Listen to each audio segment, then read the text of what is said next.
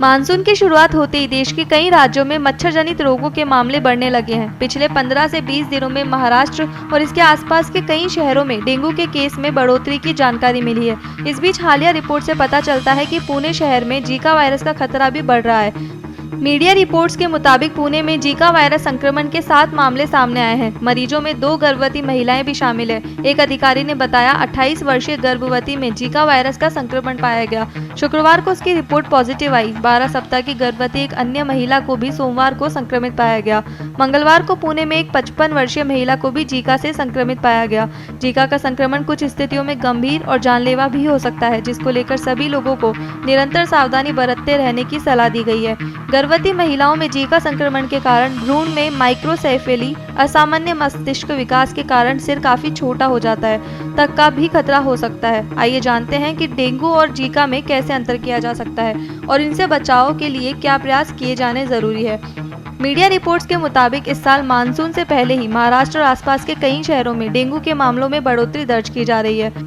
Monsoon की शुरुआत से पहले ही इस साल मई तक महाराष्ट्र में करीब 1800 लोगों में डेंगू का निदान किया गया है। अस्पतालों में भी संक्रमितों की भीड़ बढ़ती देखी गई है। स्वास्थ्य विशेषज्ञों ने आशंका जताई है कि बरसात के डेंगू के मामले और भी बढ़ने लगे हैं, जिसको लेकर सभी लोगों को अभी से सावधान हो जाने की आवश्यकता है। चूंकि दोनों ही मच्छर जनित रोग है और संक्रमण के लक्षण लगभग एक जैसे होते हैं, तो इसमें अंतर कैसे करें।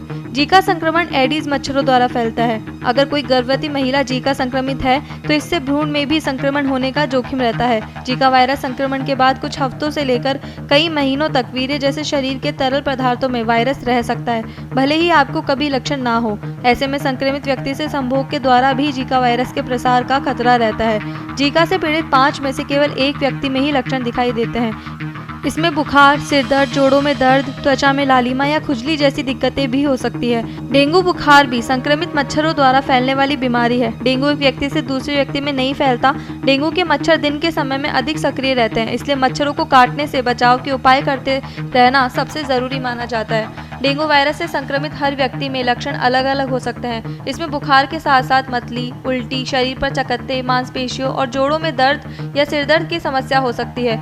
गंभीर स्थितियों में डेंगू के कारण आंतरिक रक्तस्राव होने का जोखिम भी बढ़ जाता है। डेंगू और जीका दोनों ही मच्छरों के कारण होने वाली संक्रामक बीमारी है। जीका वायरस डेंगू और चिकनगुनिया की तुलना में अधिक संक्रामक है। जीका वायरस के अधिकांश मामले आमतौर पर बच्चों और गर्भवती महिलाओं में देखे जाते हैं। लक्षणों के आधार पर इसमें अंतर कर पाना कठिन है, लेकिन कुछ बातें इन्हें अलग बनाती है। जीका का संक्रमण एक व्यक्ति से दूसरे में हो सकता है, हालांकि डेंगू का संक्रमण इस तरह से नहीं फैलता है। लक्षणों पर गंभीरता से ध्यान देते रहना और समय पर इलाज कराना सबसे जरूरी है।